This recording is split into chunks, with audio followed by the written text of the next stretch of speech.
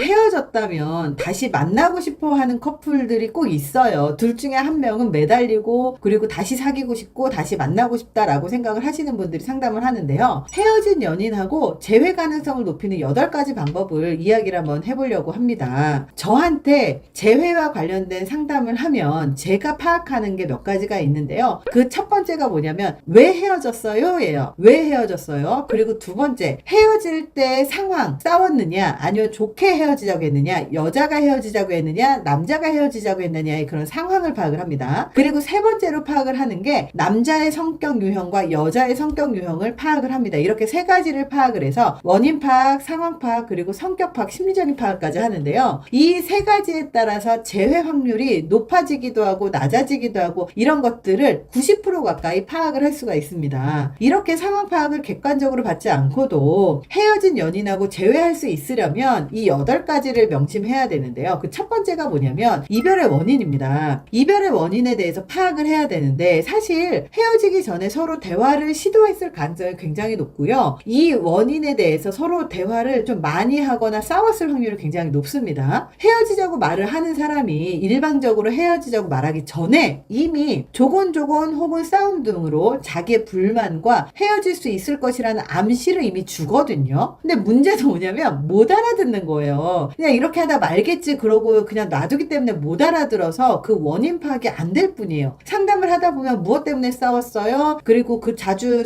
얘기를 했었던 거 뭐 있어요? 라고 물어보면 어렴풋이 기억을 하는데 문제는 그렇게 대충 넘어가면 이 문제가 해결될 거라고 착각을 하기 때문이에요. 근데 이거 절대 해결되지 않습니다. 그래서 재회하고 싶다면 사귀던 시기에 서로 자주 싸우던 것이 무엇인지 진지하게 대화를 하면서 상대가 말했던 불만사항이 무엇이었는지를 파악해야 돼요. 상대방 탓만 할 것이 아니라 이별의 원인이 자기 자신한테 있을 수도 있기 때문에 상대방은 사실 헤어지자고 말하기 전에 100만 번 더 생각하고 고민하고 맞추고 노력했을 거거든요. 그래서 상대방의 잘못이 아니라 나의 잘못이 있을 수도 있어요. 물론 상대방의 잘못도 있을 수도 있겠지만 그렇기 때문에 이별의 원인을 파악하는 건 무엇보다도 중요합니다. 자, 두 번째는요. 충분히 매달렸다면 매달리지 마세요. 혹시라도 여자가 헤어지자고 말했다면 두 가지예요. 한 가지는 충동적으로 싸우다가 헤어지자고 말을 할 때, 두 번째는 오랜 시간 고민하다가 헤어지자고 할 때. 충동적으로 헤어지자고 했다면 재회의 가능성은 높아요. 이때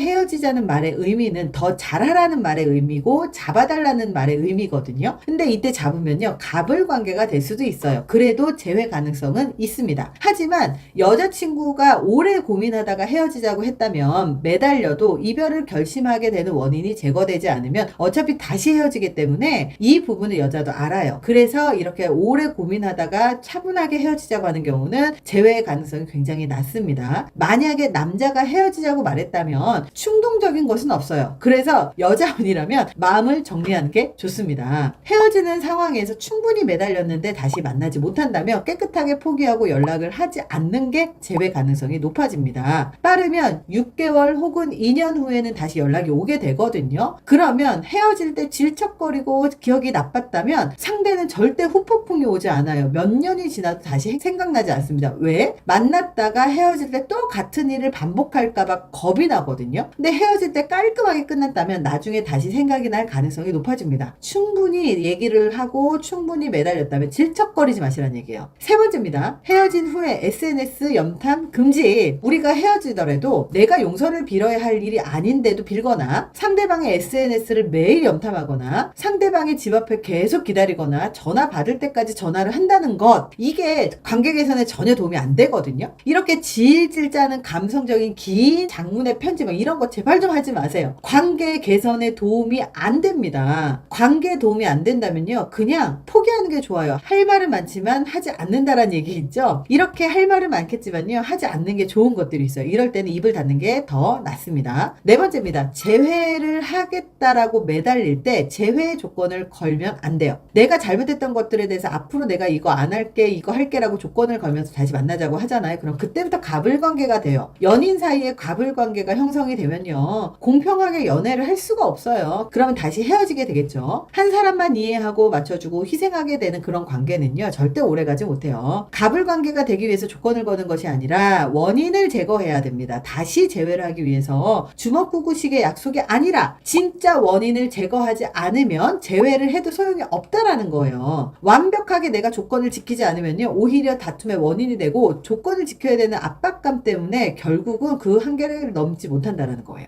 자, 5번째입니다. 외로워서 재회하고 싶다면 빨리 포기하십시오. 당장 헤어지는 것이 괴롭고 주말에 심심하고 외로울까봐 재회를 하고 싶다면 빨리 포기하세요. 상대가 모를 것 같지만 다 알고 있습니다. 외로워서 재회하고 싶다고 잡으면요, 결국은요, 이기적으로 행동하게 되어 있습니다. 그건 사랑이 아니에요. 6번째는요, 포기하세요. 포기하면 길은 열립니다. 연인과 헤어진 이후에 다시 만나고 싶다고 울고 불고 매달렸지만 상대가 꿈쩍하지 않아서 그냥 포기를 하니까 반대로 상대가 매달리기도 해요. 내가 포기를 하고 다시 연락을 하지 않잖아요. 그러면 상대방이 본격적으로 이별을 깨닫게 돼요. 그럴 때 상대방이 후폭풍이 오는 거거든요. 상대가 마음이 완벽하게 정리가 된 상태라면 빨리 정리하세요. 어차피 상대가 만나고 싶어 하지 않으면 다시 못 만납니다. 자, 7번째예요. 스스로 충분한 시간을 가지셨으면 좋겠어요. 헤어지면 미련이 남을 수도 있기 때문에 재회를 바라는 마음이 클 수밖에 없어요. 하지만 너무 성급하게 재회를 하는 것보다는 우리가 왜 헤어지게 됐는지, 뭐 때문에 자주 다퉜는지,